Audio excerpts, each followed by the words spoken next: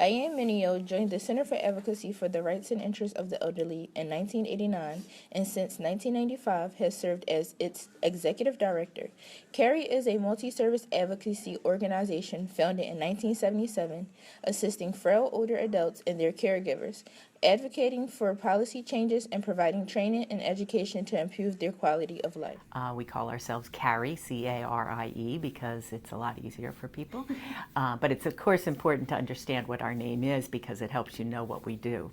And so my position here as executive director, I've been here for almost 28 years now. Let me just tell you, first of all, I think it's important to understand what our model is. We're an advocacy organization, and so we're solely focused on advocacy. What we like to describe ourselves as a circle of advocacy. And so when you advocate, you can advocate for individuals, you can advocate on a larger level. I also had a grandmother who was probably the person that I cared about the most growing up. And she had polio as a young child, and so was always frail, as long as for all the years I knew her. And so she was somebody also who made me want to work more with older people. People who call us, the people who contact us with problems, are the ones who really let us know what the issues are. And so after we know the issues, we can take that to policymakers to have a much greater impact. So it's very difficult, we could not, first of all, we couldn't answer. If everyone knew about us and called us about their problem, we couldn't answer all those questions because we have a, limited capacity. We don't turn anyone away, but nevertheless, we do learn, as I said, we learn from that person. So I think we need to make sure that we're part of the solution and not part of the problem. I said if I ever came to any money, I was going to contribute some of it to the organization because they're wonderful. And it's a lot of senior citizens. The baby boomers getting old. So it's a lot of people and CARI can't do it all because they're limited. You know what I mean? They can't do it all. And if it was other people that could step in and help CARI, it'd be a wonderful thing. CARI was a big help. And anybody my age that gets stuck in a situation like this should use them. Had I known about them when I was actually in jail, I would have called right away. I didn't know where to turn. So I went into the phone book. As soon as I looked on this page, it said, you need help? And right underneath of it was CARI. I said, oh, let me call them. And I called them, and it was like a godsend. My neighbor, God bless her, Diane, said, hello, how are you? I said I would be fine if I could settle something. Well, that was 8 o'clock. At 11 o'clock, I got the loveliest call.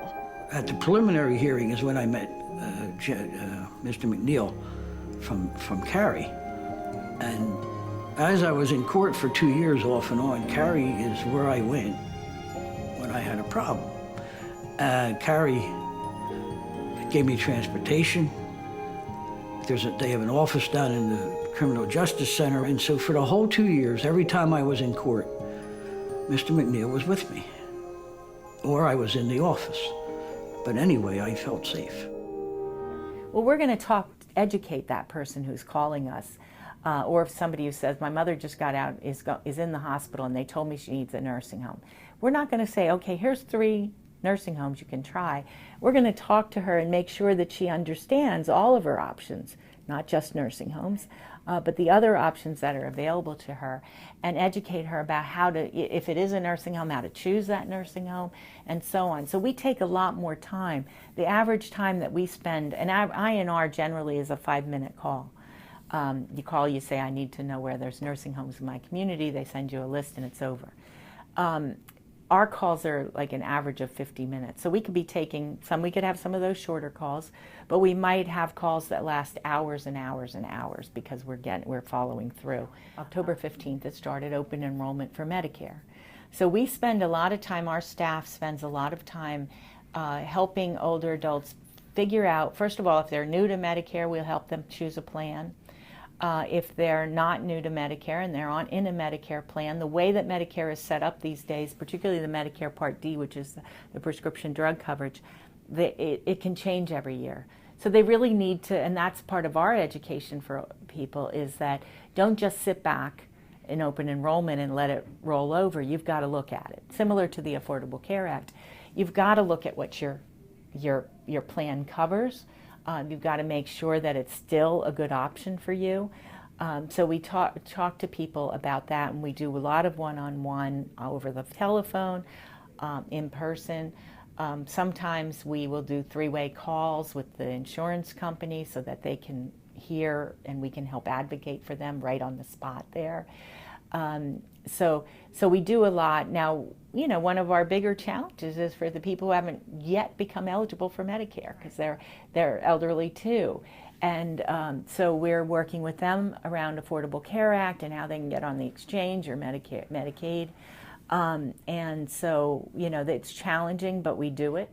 Being able to help individuals resolve a problem. And, you know, we have, you know, when people call us, as I said, they're usually in a crisis mode and they don't know where to turn. And when we're able to help that person get resolution to their problem, it's extremely rewarding. And so I think that's quite rewarding. You know, I do think I get excited about public policy. I get excited about being able to talk about these issues with people that can make a change. So I think those are the things that excite me the most about what I do, is that we have an impact on people's lives, both at that individual level, and that we're able to go in and inform policymakers about what the needs of that population are.